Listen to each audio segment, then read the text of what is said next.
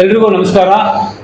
ಅಖಿಲ ಭಾರತ ವೀರಶೈವ ಲಿಂಗಾಯತ ಮಹಾಸಭಾ ಬಳ್ಳಾರಿ ಜಿಲ್ಲಾ ಘಟಕ ವತಿಯಿಂದ ನಾನು ಬಿಚ್ಚಗಲ್ ಪಂಚಾಕ್ಷರಪ್ಪ ಜಿಲ್ಲಾ ಅಧ್ಯಕ್ಷ ಹಾಗೂ ನನ್ನೊಡನೆ ಆಂಧ್ರ ಪ್ರದೇಶದ ರಾಜ್ಯಾಧ್ಯಕ್ಷರಾದಂಥ ಅಖಿಲ ಭಾರತ ವೀರಶೈವ ಲಿಂಗಾಯತ ಮಹಾಸಭಾ ರಾಜ್ಯಾಧ್ಯಕ್ಷರಾದ ದಂಡಿ ಶಿವಾನಂದರವರಿದ್ದಾರೆ. ರಾಷ್ಟ್ರೀಯ ಕಾರ್ಯಕಾರಿಣಿ ಸಮಿತಿ ಸದಸ್ಯರಾದಂಥ ಕೋರಿ ವಿರೂಪಾಕ್ಷಪ್ಪನವರಿದ್ದಾರೆ.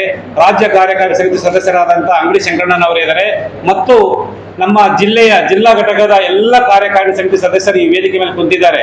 ಇವರೆಲ್ಲರ ಪರವಾಗಿ ತಮ್ಮಲ್ಲಿ ಬೇಡಿಕೆ ಏನಂತಂದರೆ, ನಾಳೆ ಏನು ಹೊಸ ಒಂದು ಸರ್ಕಾರ ಆಗ್ತಾ ಇದೆ, ಆ ಒಂದು ಹೊಸ ಸರ್ಕಾರದಲ್ಲಿ ನಮ್ಮವರೇ ಆದ ಅಖಿಲ ಭಾರತ ವೀರಶೈವ ಲಿಂಗಾಯತ ಮಹಾಸಭಾದ ರಾಷ್ಟ್ರೀಯ ಅಧ್ಯಕ್ಷರಾದಂಥ ಈಶ್ವರ್ ಖಂಡ್ರೆ ಅವರನ್ನ ಈ ರಾಜ್ಯದ ಉಪಮುಖ್ಯಮಂತ್ರಿಯನ್ನಾಗಿ ಮಾಡಬೇಕಂತೇಳಿ ಈ ಹೊಸ ಸರ್ಕಾರ ಏನು ರಚನೆ ಆಗ್ತಾ ಇದೆ, ಹೊಸ ಒಂದು ಮುಖ್ಯಮಂತ್ರಿ ಆಗ್ತಾ ಇದ್ದಾರೆ ಡಿ.ಕೆ.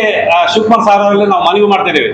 ಮೊಟ್ಟ ಮೊದಲನೇದಾಗಿ ನಮ್ಮ ಸಮಾಜ ವತಿಯಿಂದ ಅಖಿಲ ಭಾರತ ವೀರಶೈವ ಲಿಂಗಾಯತ ಮಹಾಸಭಾದಿಂದ ಡಿ.ಕೆ. ಶಿವಕುಮಾರ್ ಸಾರ್ ಅವರಿಗೆ ಅಭಿನಂದನೆಗಳನ್ನು ತಿಳಿಸುತ್ತಾ, ಮತ್ತು ಅವರಲ್ಲಿ ನಮ್ಮ ಸಮುದಾಯದಿಂದ ಅಖಿಲ ಭಾರತ ವೀರಶೈವ ಲಿಂಗಾಯತ ಮಹಾಸಭಾ ಬಳ್ಳಾರಿ ಜಿಲ್ಲಾ ಘಟಕ ವತಿಯಿಂದ ಮತ್ತು 2 ಜಿಲ್ಲೆ ಬಳ್ಳಾರಿ ಮತ್ತು ವಿಜಯನಗರ ಜಿಲ್ಲೆ ವತಿಯಿಂದ ನಮ್ಮ ಸಮಾಜದ ವತಿಯಿಂದ ಡಿ.ಕೆ. ಶಿವಕುಮಾರ್ ಅವರ ಮನವಿ ಏನಂತಂದರೆ, ನಮ್ಮ ರಾಷ್ಟ್ರ ಅಧ್ಯಕ್ಷರಾದಂಥ ಈಶ್ವರ್ ಖಂಡ್ರೆ ಅವರನ್ನ ಉಪಮುಖ್ಯಮಂತ್ರಿ ಮಾಡ್ಬೇಕಂತೇಳಿ ನಾವು ಮನವಿ ಮಾಡ್ತಿದ್ದೇವೆ. ಹಾಗೂ ಅದೇ ರೀತಿ ನಮ್ಮ 2 ಜಿಲ್ಲೆಯಲ್ಲಿ ಏನು ವೀರಶೈವ ಮುಖಂಡರಿದ್ದಾರೆ ಅವರನ್ನು ಸಹ ಪರಿಗಣಿಸಿ ಮುಂದಿನ ದಿನಗಳಲ್ಲಿ ಅಂದರೆ ಹೊಸ ಸರ್ಕಾರದಲ್ಲಿ ಮಿನಿಸ್ಟರ್ಗಳು ಮಾಡ್ಬೇಕಂತ ಕೇಳ್ತಾ ಇದ್ದೀವಿ ಮತ್ತು MLC ಮಾಡ್ಬೇಕಂತ ಕೇಳ್ತಾ ಇದ್ದೀವಿ. ಹಾಗೂ ನಿಗಮ ಮಂಡಳಿಗಳಿಗೆ ಸ್ಥಾನಮಾನ ಒದಗಿಸಬೇಕಂತೇಳಿ ತಮ್ಮ ಮೂಲಕ ನಾನು ಮನವಿ ಮಾಡ್ತಿದ್ದೇನೆ ಡಿ.ಕೆ. ಶಿವಕುಮಾರ್ ಸಾಹೇಬರಿಗೆ. ಧನ್ಯವಾದಗಳು.